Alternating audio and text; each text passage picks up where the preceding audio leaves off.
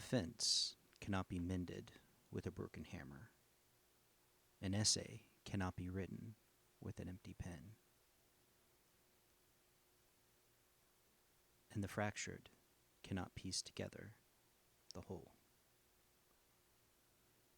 Welcome back, my friends, to the Dime Store Cinema, where we talk movies and culture.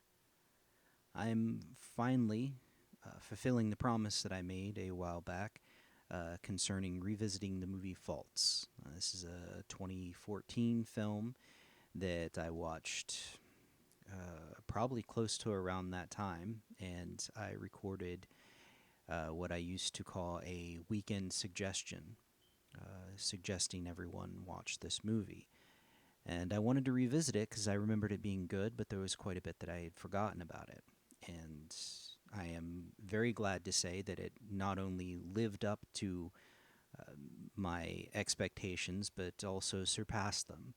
There was a whole subplot that I had completely forgotten about, and the subplot added a sense of immediacy to or imminence to the story, and that leads it lends itself to the the drama, if you will. And so I'm going to talk a little bit about that.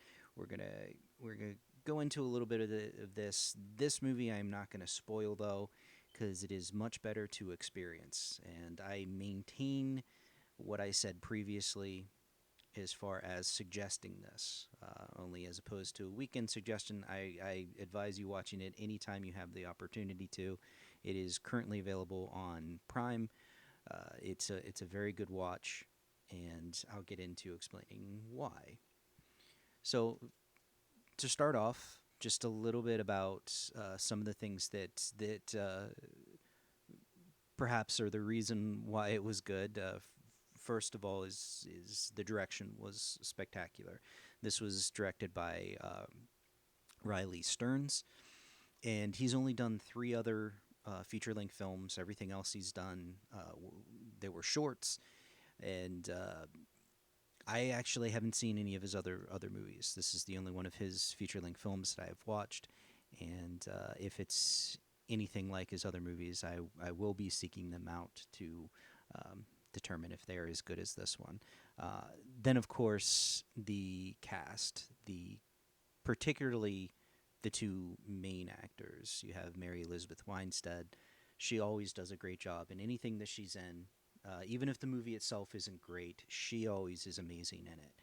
I always appreciate her acting chops. I always appreciate what she's able to do on screen, what she's able to convey. It's I'm a fan of hers. I think she does a great job. And then, of course, the main star is Leland Orser. Now, this gentleman, he's a face you've seen everywhere, TV, movies, all over the place. He's been in a lot of movies. He's been in a lot of TV shows. He is he's a busy actor. He does a lot of different things. He's a character actor, and he does a very good job. In this movie, he plays a down on his luck psychologist of sorts.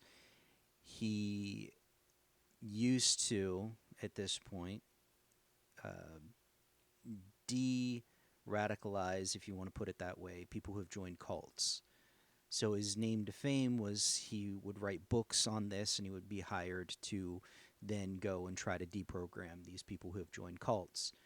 Now, we're picking up on the story after he, in an effort to do this for a family, uh, perhaps was playing a little fast and loose with the rules, and the person that they were trying to de-radicalize ended up killing themselves.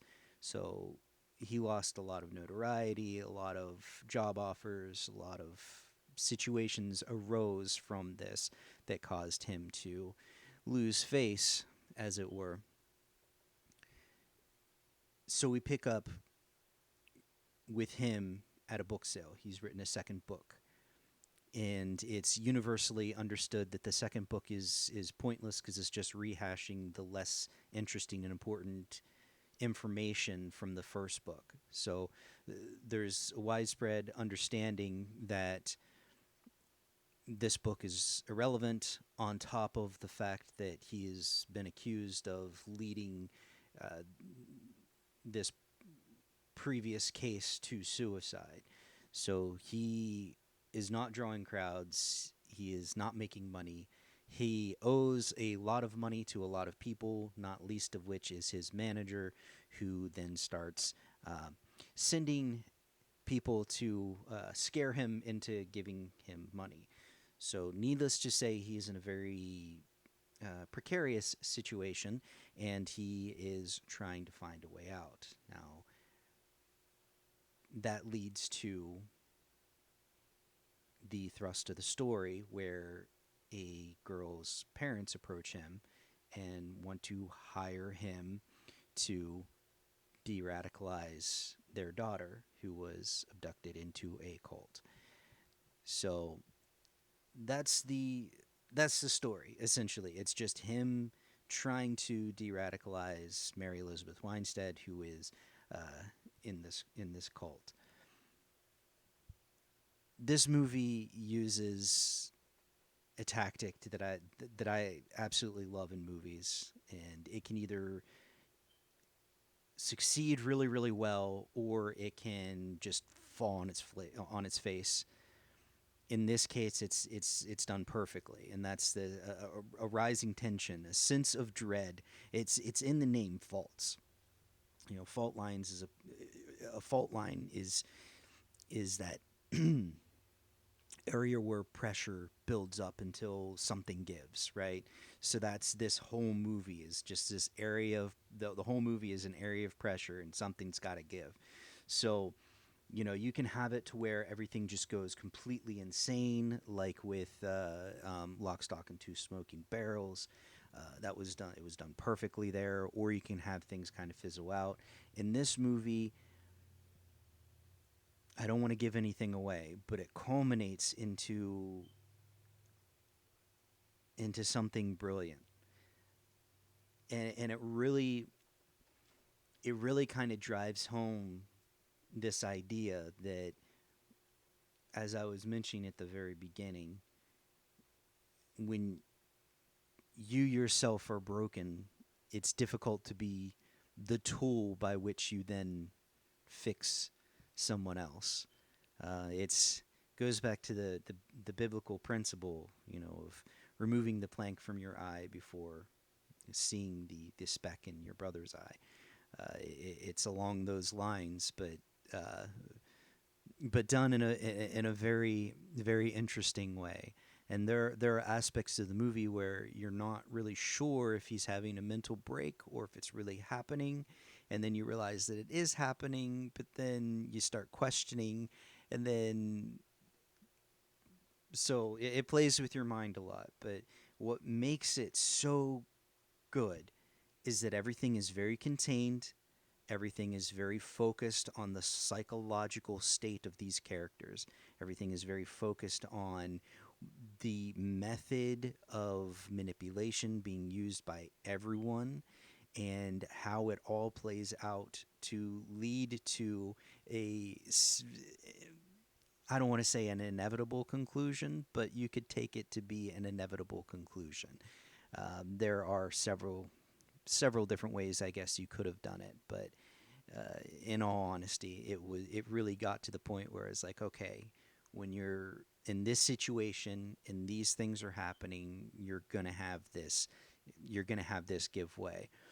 And it really plays on this idea of tables being turned, an idea of a psychological cat and mouse. Uh, but what's so good about it, and why it's so well made, is the fact that it's all done in a very subtle way. It's all done in a very self contained, subtle way. So, once again, I absolutely recommend this movie. I think that you should watch it.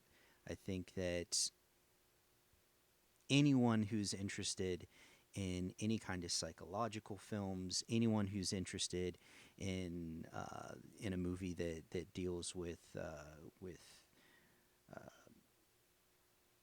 cults or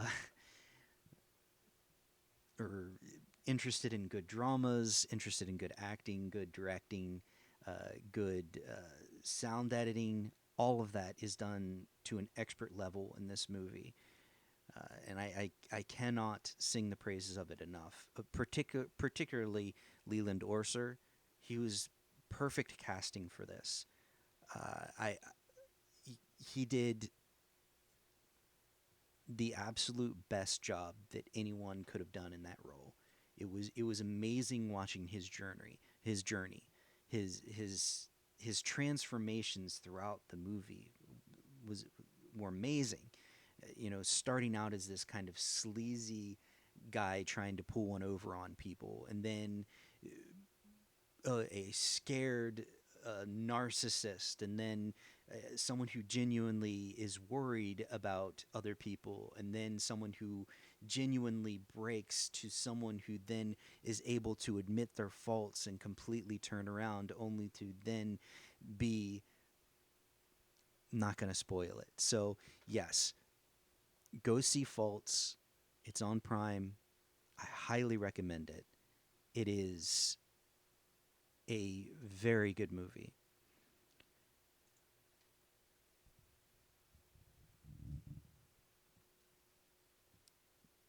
Until next time, my friends, this has been Justin C. Bartlett with the Dime Store Cinema, asking you to please like and subscribe. Please leave a comment. Let's talk about movies. Leave me your suggestions.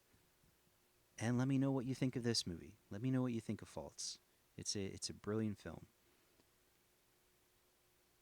I'll be starting another channel here pretty soon where I talk more about um, reaction. I'll be doing more reaction videos, and then also talking a little bit about maybe some politics, which I don't like doing on this channel, but I might get into it a little bit more on that one. In any case, once again, my friends, never forget to fill your lives with amazing stories.